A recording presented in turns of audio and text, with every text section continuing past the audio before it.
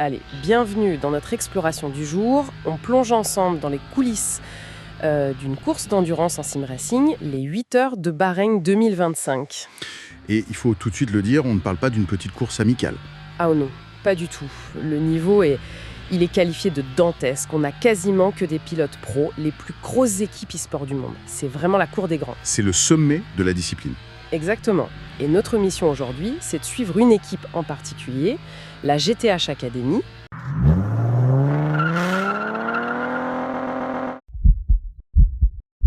Eux, ils arrivent là-dedans comme des outsiders absolus. Complètement.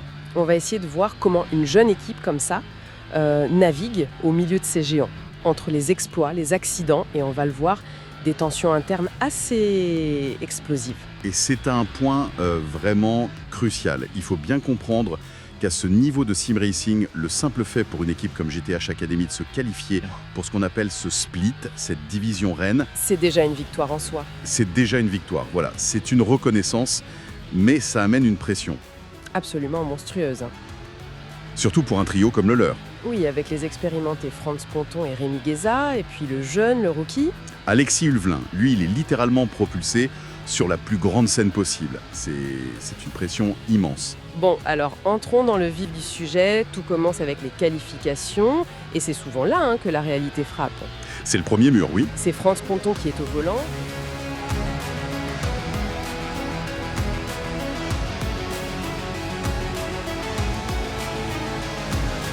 Hey.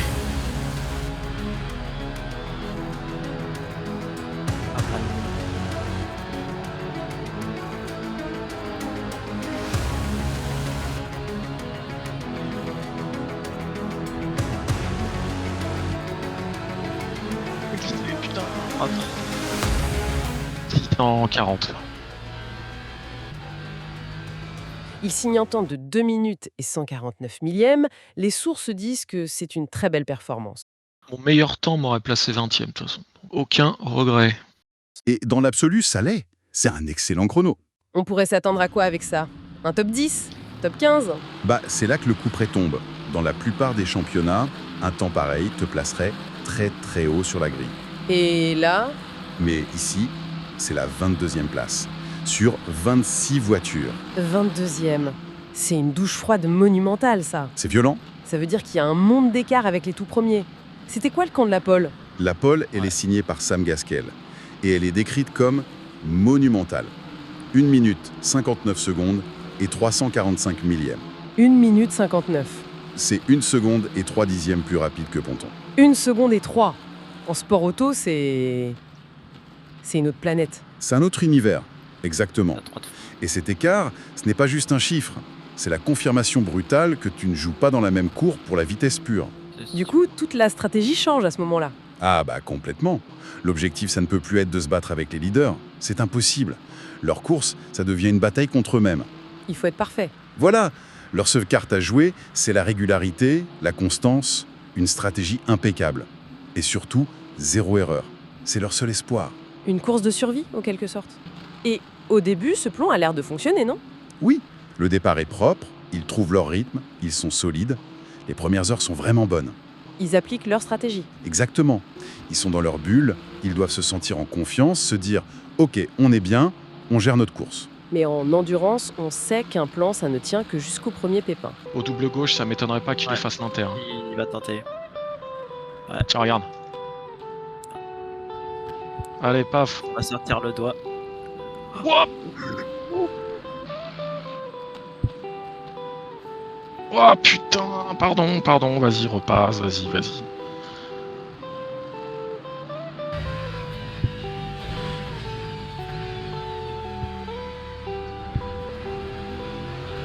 Non.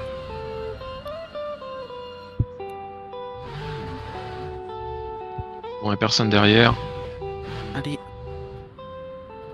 Et pour eux, ce pépin, il arrive au tour 74. Et c'est pas un petit pépin, d'après ce que j'ai lu. Racontez-nous un peu. C'est Alexis Huvelin, le jeune pilote, qui est au volant à ce moment-là. Et il se fait percuter, violemment. C'est la Mercedes de l'Allemand Marvin Kerzon, Le choc est inévitable, inévitable. et les conséquences sont immédiates. L'aileron arrière est complètement arraché. Oh, elle a plus d'aileron. coupe et essaye de la ramener en pit. Hein. Ah oui, donc la voiture devient... Inconduisible, instable. Il n'a pas le choix, il doit rentrer au stand en urgence. Ouais. Le bilan doit être lourd. On parle de combien de temps de perdu? 3 minutes d'arrêt pour des réparations de fortune. 3 minutes. En endurance, à ce niveau, c'est terminé. C'est rédhibitoire. Tous les espoirs d'un bon classement s'envolent à cet instant précis. Et la course change encore de nature. Totalement. L'objectif n'émane plus de bien faire, c'est juste de survivre. Il faut imaginer la frustration. L'accident n'est même pas de leur faute. Et en plus, ils doivent piloter une voiture amputée pendant encore 5 heures. Plus performante, plus difficile à conduire. C'est un calvaire. C'est plus une course, c'est une séance de survie de 5 heures. Une épreuve mentale terrible. Et c'est souvent dans ces moments-là, quand tout va mal, que la vraie nature d'une équipe se révèle. Absolument. La pression, ça révèle les fissures. Et visiblement, chez GTH, ça a révélé une fracture béante. Ouais, là tu roules sans pression, y a pas de raison d'être lent. Hein. Oh l'enfoiré. Elle a fait mal. Parce que ce n'est pas tout. Non. Le vrai drame de leur course, ce n'est même pas cet accident. Il se produit plus tard. Dans les stands, c'est là que l'histoire devient complètement folle. Voilà. On est lors d'un arrêt au stand normal. Tout est prévu. France Ponton, le vétéran, est au volant. Il rentre. Dehors, Alexis Huvelin est prêt, casqué, il attend pour prendre le relais. Et là, Et là,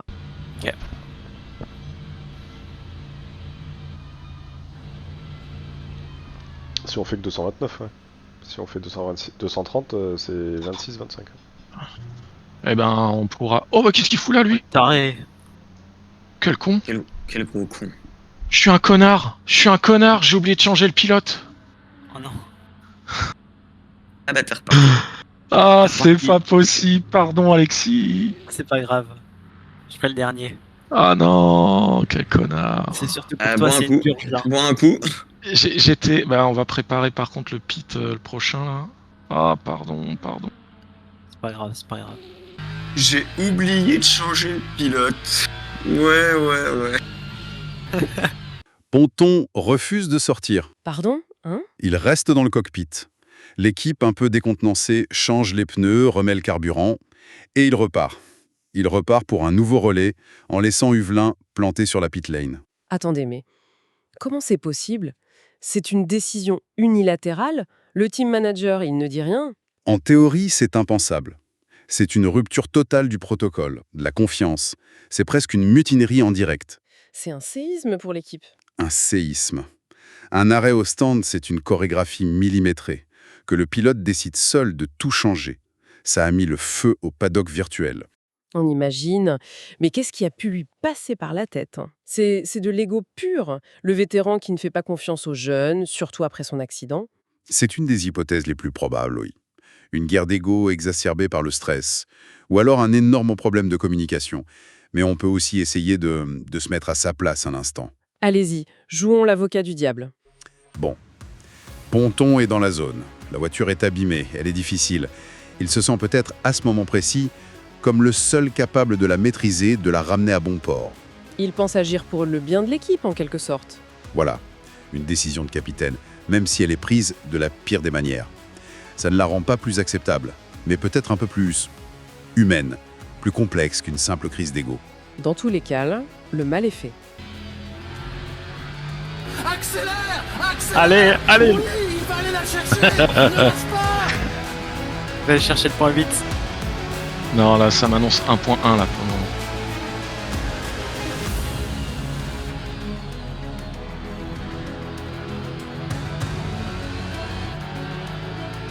Ça va faire 1.2. On verra.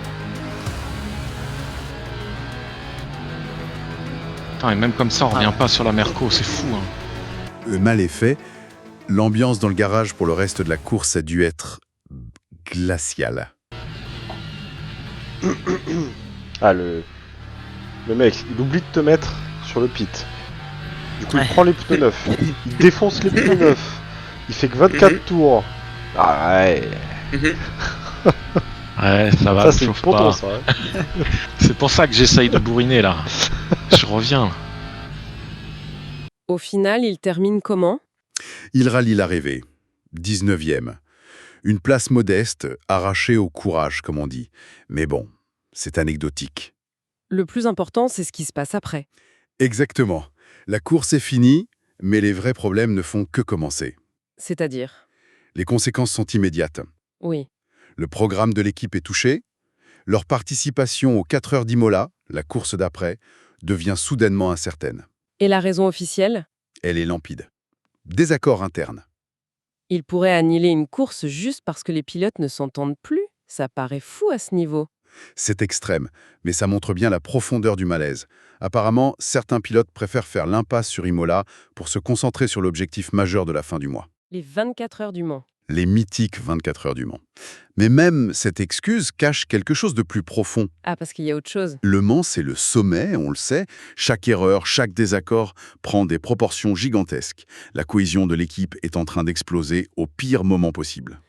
En résumé, si on synthétise, on a une jeune équipe talentueuse qui a eu la confirmation qu'elle avait sa place parmi les grands, mais aussi qu'un gouffre la séparait des tout meilleurs. C'est ça. Ils ont subi un coup du sort, mais le vrai chaos, il est venu de l'intérieur. La pression a révélé une fracture profonde. Leur plus grand défi n'est plus sur la piste. C'est la pensée finale que cette analyse nous laisse, oui. Le talent est là, l'ambition aussi. C'est indéniable. Mais ça soulève une question qui va au-delà du sim racing. Laquelle? Dans un sport d'équipe, où la confiance, la synchro, la stratégie sont aussi cruciales que la vitesse pure, peut-on vraiment atteindre les sommets si les pilotes ne roulent plus dans la même direction?